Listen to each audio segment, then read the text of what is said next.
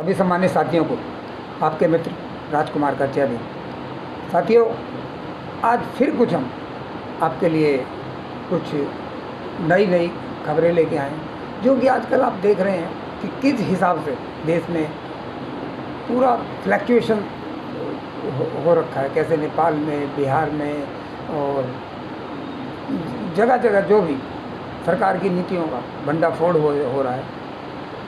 तो उसका आइए आपको हम कुछ समझाते हैं और अपने समाज को बताते हैं इस सरकार की नीतियों का भंडाफोड़ करते।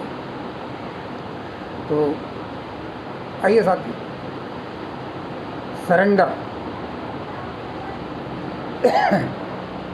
सरेंडर करो, सरेंडर करो, डरंदर बनो। क्या साथियों? सरेंडर करो, डरंदर बनो।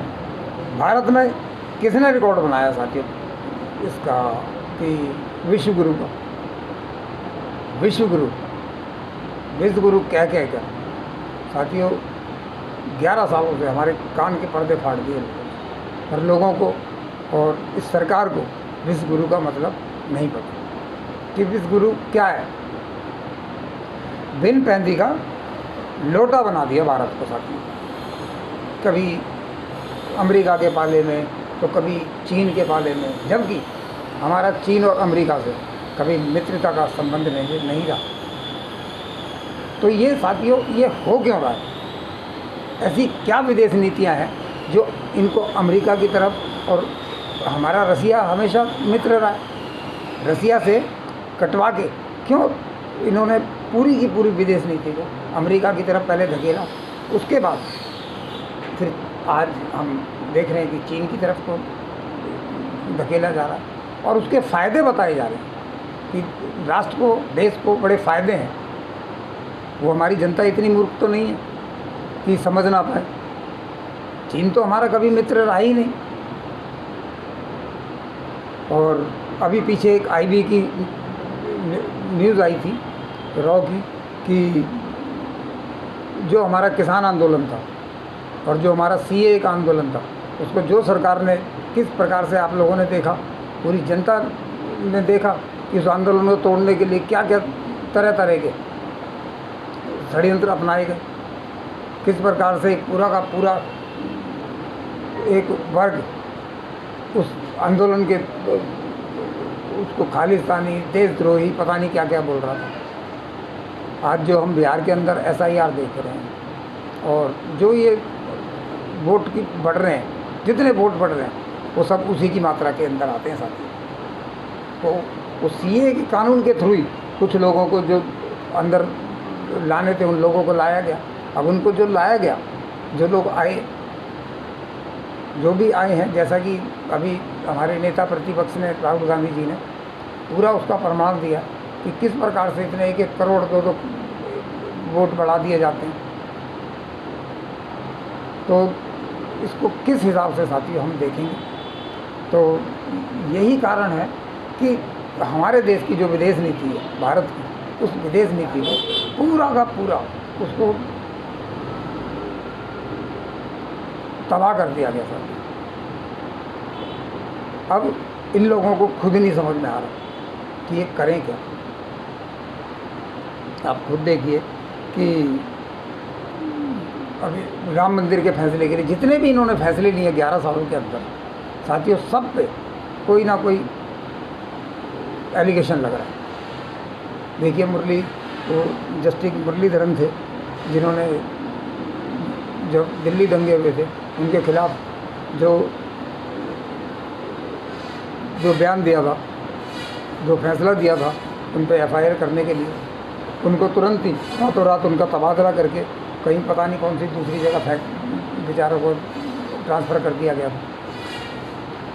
तो ये पूरा का पूरा ये क्या, हमारी जनता है, हमारा समाज है, तो क्या समझता है कि देश को किस तरफ को धकेला जा रहा है। और ये सब मीडिया के जरिए हो रहा था,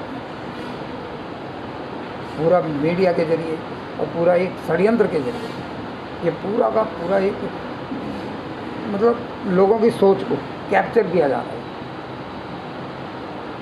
और इसमें कौन समाज फंसता है? इसमें हमारा ही समाज फंसता है। SC ST OBC जो कम लोग पढ़े लिखे लोग हैं वो फंस जाते हैं। उनको तो समझ आता नहीं है कि ये ठीक है या बुरा। वो तो पॉलिटिक्स को समझ ही नहीं पाते ना। जब तक संविधान को, कॉन्स्टिट्यूशन को नहीं जानेंगे तो कैसे उसको समझ पाएंगे साथ। यही कारण है कि ये जो सरकार है ये तानाशाह बन गई है। और ये सारा कारण भी नागरिकों का है। कोई ऐसा नहीं है कि किसी एक उसका हम किसी भी एक धर्म का राष्ट्र कभी भारत नहीं बन सकता। भारत एक लोकतांत्रिक देश है, एक संवैधानिक देश है। पूरे विश्व के अंदर भारत सबसे बड़ा लोकतांत्रिक देश है। और कुछ अभी पीछे उन्होंने जस्टिस मुरलीधरन जी ने पूरे जो राम मंदिर का फैसला था उसके ऊपर भी वो लगाया कि राम मंदिर का फैसला किस हिसाब से लिया गया। ये जजों ने और हमारे न्याय प्रक्रिया ने किस प्रकार से धोखा दिया जनता को। और इसके पीछे कौन है साथ में? कौन हो सकता है? आप तो इतना है नहीं। इसके पीछे, सबके पीछे, इस नीतियों के पीछे कोई तो होगा ना। क्योंकि देश 1950 के बाद तो बड़े आराम से वो चल रहा था। जो भी थोड़ा बहुत कुछ शासन प्रशासन चलाने के लिए कुछ फैसले ऐसे होते हैं जो कि लिए भी जाते हैं, जो जनता के विरोध में भी हो सकते हैं। जनता उनके खिलाफ जनता प्रोटेस्ट करती है। कांग्रेस की सत्ता में जो लोग बोलते हैं कि 60 साल में कांग्रेस ने क्या किया और ये 10 सालों में, 11 सालों में क्या किया, इसका कंपेयर आप करेंगे तो आपको क्या समझ में आएगा। आज जो है देखिए साथियों, उस ज़माने में कांग्रेस ने पढ़ाया लिखाया, स्कूलों के लिए वो भी स्कूल हॉस्पिटल IIT जितने आज जो भी भारत के अंदर है सब कांग्रेस का बनाया हुआ है। कांग्रेस का क्या बनाया हुआ है? कांग्रेस तो एक मुद्दा थी, एक पार्टी थी। बनाया तो जनता नहीं है ना, वो जनता के लिए बनाया गया। जितने भी गवर्नमेंट के जो बड़े बड़े संस्थान होते हैं, जितने भी गवर्नमेंट के PCs हैं वो किसके हैं? सब जनता के हैं। और ये 11 सालों में वो जनता के उनसे जो उनकी जो कमाई थी वो जनता के ऊपर लगती थी। हाँ, यानी हम लोगों के ऊपर आके लगती थी। अब उन चीज़ों को उठा के जब प्राइवेट कर दिया जाएगा तो प्राइवेट करने वाले एक षड्यंत्र के थ्रू साथियों जो बोलते थे कि 80-80 हज़ार रुपये, 90-90 हज़ार रुपये आदमी बैठ के सरकारी नौकरी में तनख्वाह ले रहे हैं और इनको प्राइवेट कर दो। प्राइवेट का अच्छा काम होता है, प्राइवेट वाले कम पैसे में ज़्यादा काम करते हैं साथियों। वो तो बनिए की नौकरी होगी। फिर अगर कोई बनिया कमाएगा तो वो तो अपने लिए कमाएगा ना, वो हमको नहीं कमाएगा, हमारे लिए नहीं करेगा। गवर्नमेंट संस्थानों में आज नहीं काम होता है क्योंकि फाइलें ज़्यादा होती हैं। इतनी 140 करोड़ जनता है, कोई भी गवर्नमेंट के काम करते हैं उनकी फाइलें ज़्यादा हो जाती हैं, काम को इतनी स्पीडली नहीं भी कर पाते कुछ लोग। तो इसका मतलब ये नहीं है कि उस पूरे संस्थान को आप उठा के यानी अपने सामान को हम दूसरे को दे रहे हैं उठा के। यानी बाप दादाओं की ज़मीन को हम उसको बेचकर उससे मौज मस्ती करना चाहते हैं। ये तो साथियों ठीक नहीं है ना। और कर कौन रहा हो? जो हमसे वोट ले रहा है, हमसे वोट लेकर हम ही को पूछी जा रही है। अब आज क्या हो रहा है कि हम ही से पूछा जा रहा है कि आप नागरिक शो करो कि आप नागरिक। जब हम अपने संविधान के अंदर हम नागरिक हैं, जब से हम पैदा हुए भारत के अंदर, हम पूरा भारत जो भी भारत के अंदर पैदा हुए वो भारत का नागरिक है। जब हमारा संविधान हमें नागरिकता प्रदान करता है तो साथियों ये कौन लोग हैं, ये कौन सी शक्तियाँ हैं जो हमसे नागरिकता पूछ रही है और कौन सा षड्यंत्र है वो। और हमें भारत के नागरिकों को मतलब किसने लोगों को, हमारे इतने बुद्धिजीवी हैं, इतने बड़े बड़े पत्रकार बैठे हैं और बहुत बड़े बड़े बुद्धिजीवी हैं, उनकी थोड़ा ज्ञानवर्धक होना चाहिए। वही इस भारत को संभालने वाले वही लोग तो हैं। कौन है? जो भी जिन चीज़ों को समझता है, ये सोशल मीडिया का ओपन प्लेटफॉर्म आजकल तो सब बोलते हैं, कहीं की भी जरा सी वीडियो आती है तुरंत आदमी बना के डालता है। तो ये बातें क्यों नहीं समझ में आ रही लोगों को कि जो हमें नागरिकता देना चाह रहे हैं, या बिहार में जो SIR हो रही है वो नागरिकता का वो है। और पहली बात तो चुनाव आयोग को नागरिकता किसी को प्रदान करने का कोई हक नहीं है। कोई इसको अधिकार नहीं है। और ये दे भी रहे हैं तो ये कौन से देश में, हम तो भारत के नागरिक हैं ना, यानी हमारी राष्ट्रीय छीन के हमें कहाँ पे नागरिकता दी जा रही है और क्यों दी जाएगी, और हम क्यों बनना चाहेंगे जब हम भारत के नागरिक हैं। ये साथियों एक बहुत बड़ा षड्यंत्र है। इस षड्यंत्र को आप लोगों को समझना होगा। जब तक आप अपनी जोर नहीं डालेंगे, हर आदमी आजकल आर्थिक कमज़ोर है पहली बात तो लोग, और लोग अपने काम धंधे में इतने उलझे हुए हैं, लोगों को बेचारों को समझ नहीं आता। अभी आपने देखा नेपाल के अंदर क्या हुआ, कुछ लोग तो ये कह रहे हैं कि भारत को नेपाल से कंपेयर कर रहे हैं। भारत को नेपाल से कंपेयर करने का मतलब यानी कभी नहीं हो सकता। क्यों नहीं हो सकता मैं बताता हूँ। भारत एक लोकतांत्रिक देश है। भारत के अंदर जितना भी हमारा टैक्सेस होता है, जो हमारा टैक्स का पैसा होता है, वो टैक्स का पैसा केंद्र सरकार के पास आता है, और केंद्र सरकारें राज्य सरकारों को, जो भी राज्य की सरकार हैं, जो राज्य के सीएम, कोई भी राज्य हो सकता है, उनको वो उनकी ज़रूरत के मुताबिक उनको फंड देती है, ताकि वो अपने नागरिकों के लिए, जो स्टेट में नागरिक रहते हैं, स्कूलों के लिए, हॉस्पिटल के लिए, रोडों के लिए, जो भी नागरिकों की सुख सुविधाओं की चीज़ें हैं, जो उनकी ज़रूरतमंद जो चीज़ें हैं, उन चीज़ों के लिए उनको वो फंड प्रदान करते हैं। पर हम देख क्या रहे हैं, जहाँ पे कांग्रेस की सरकार है वहाँ पे एलजी बिठा के फंड नहीं दिया जाता। और अगर अब देखिए, सीजीआई ने, हमारे सुप्रीम कोर्ट में सीजीआई ने वो उठाई, उन केस को उठाया कि राज्यपाल या राष्ट्रपति अगर कोई राज्य सरकार उसको कोई बिल देती है, उस बिल को ज़्यादा देर रोकते बैठ नहीं सकते। नहीं तो क्या हो रहा है साथ के 11 साल के अंदर, हर अपोजिट जो जहाँ पे कांग्रेस की सरकार है या और भी बहुत पार्टियां हैं, उनकी जो सरकारें हैं, उन सरकारों के ऊपर एलजी बिठा दिया जाता है। एलजी जो वहाँ उनको काम नहीं करने देती। तो ये क्या है, एक लोकतांत्रिक देश में, पूरे विश्व का सबसे बड़ा लोकतंत्र है भारत के अंदर, उसके अंदर ऐसा, ये तो इसको तो देश के सपोर्ट में नहीं बोल सकते ना। पर हमारी जनता बेचारी इतनी समझदार, इसी चीज़ का ये फ़ायदा उठा रहे हैं, जो खाली हम ही लोगों को फ़ायदा उठाते हैं। और जो भी जो पढ़े लिखे हैं, जो पत्रकार लोग हैं, इस चीज़ की आवाज़ उठाते हैं, उसको उठा के बंद कर देते हैं। अभी आपने देखा उमर खालिद जी ने, जो कितने ही लोग बंद पड़े, उमर खालिद है, शर्जील इमाम है, और भी बहुत हैं, उनको अभी उनका केस ही नहीं लगा, उनकी जमानत तो जब होगी। तो ये क्या है, ये कैसा लोकतंत्र है? आप क्या बनाना चाहते हैं देश को? सरकार ये नहीं है कि आपसे कोई सवाल नहीं करेगा तो आप जवाब नहीं देंगे। आपको जवाब हर चीज़ का, ये लोकतंत्र है। हम नहीं चाहते कि हमारे भारत में नेपाल जैसा हाल हो, और वो तो कदापि नहीं हो सकता। अभी बाढ़ आ रखी है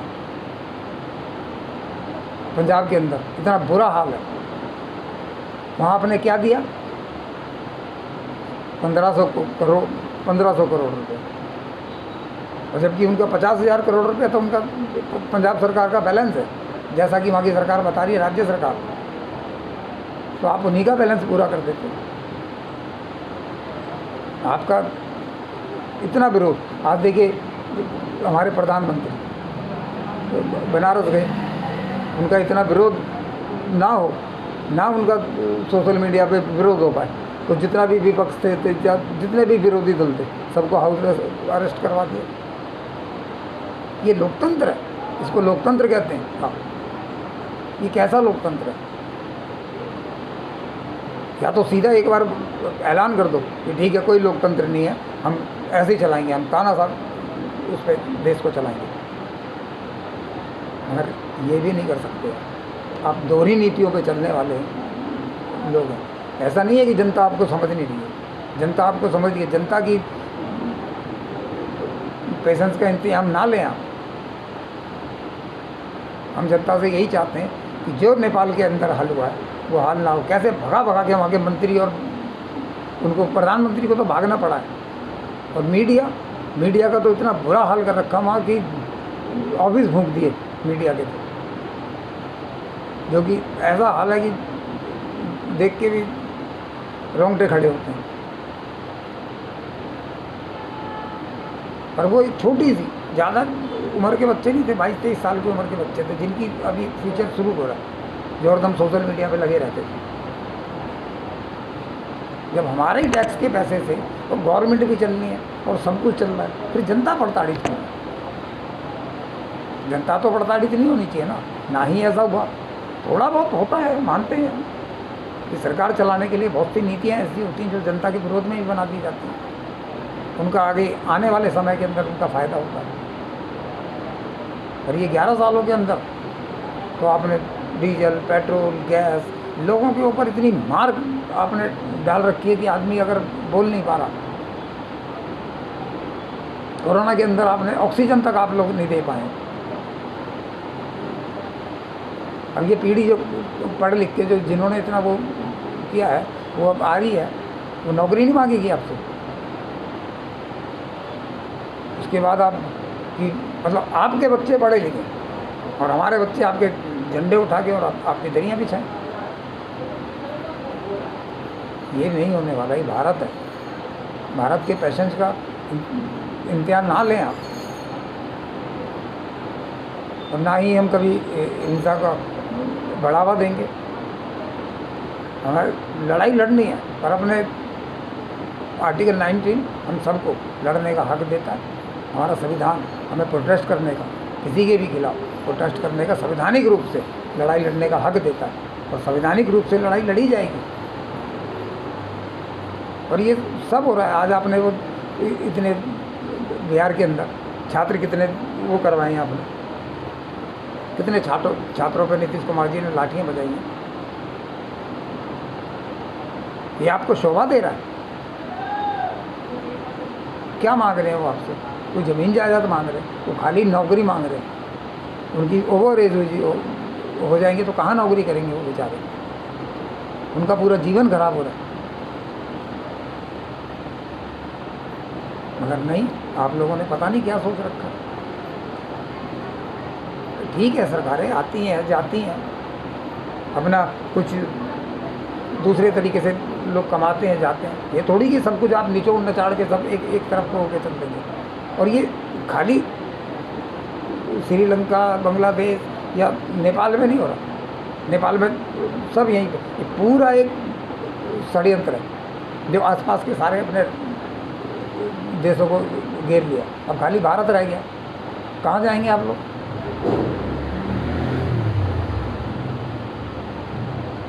तो साथियों, यही अभी बीएसपी की आपने देखा कि ऐसा नहीं है आपके खिलाफ, आपके उसमें जनता पूरा वो हो रही है। आपके मंत्री वो एक ये अभी वो कौन है, सम्राट चौधरी, क्या बयान देते हैं? हर चीज़ का मतलब नेपाल के अंदर कुछ हुआ तो कांग्रेस ने करा दिया, इधर कुछ हुआ तो कांग्रेस ने करा दिया। सब मतलब कब तक आप कांग्रेस के ऊपर राजनीति करते रहेंगे? आप अपना क्यों नहीं बताते? आप अपना भी बताइए ना कि आपने 11 सालों में क्या किया।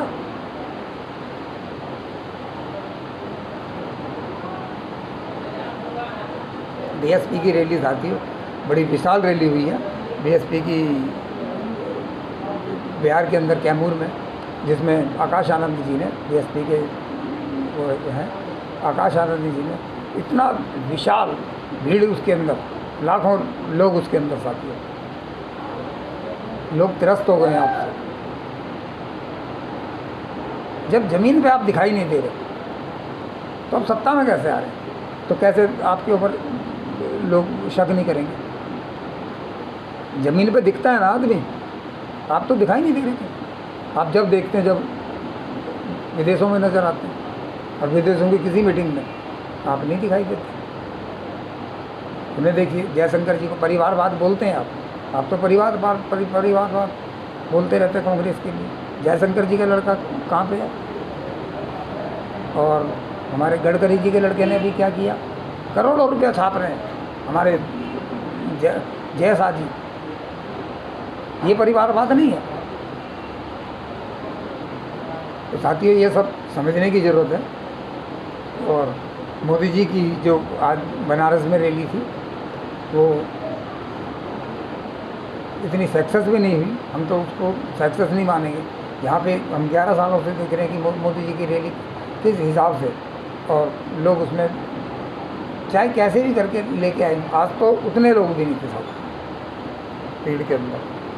बिहार में नीतीश कुमार ने छात्रों पे जो लाठियाँ बजवाई हैं, इसका हम पुरजोर विरोध करते हैं। पूरा देश इसका विरोध करता है। और नेपाल के अंदर साथियों जैसा हुआ उसका हम बिल्कुल समर्थन नहीं करते, और ना ही हमारे भारत के अंदर। हमारे भारत में एक संविधान है, संवैधानिक रूप से आप लड़ाई लड़ सकते हैं, प्रोटेस्ट कर सकते हैं। तो ऐसा भी कोई भी कारण हमारा बहुजन समाज, चाहे हमारे समाज के बच्चे, ऐसा कोई कारण ना करें जिस पे आप लोगों के ऊपर कोई आपत्ति आए, क्योंकि भारत एक संवैधानिक राष्ट्र है। इसमें देखिए जो गलत करेगा तो उसके ऊपर मुकदमे केस ये बनने हैं, क्योंकि उसके बिना हमारी कानून जो अभी हमारी लोकतंत्र की प्रणाली है, कानून प्रणाली है, उसके हिसाब से नहीं चलती। वो कोई भी हो, उसमें एक प्रधानमंत्री से लेकर नीचे से नीचे मुद्दे तक सब पे कानूनी कार्रवाई होती है। तो आपसे यही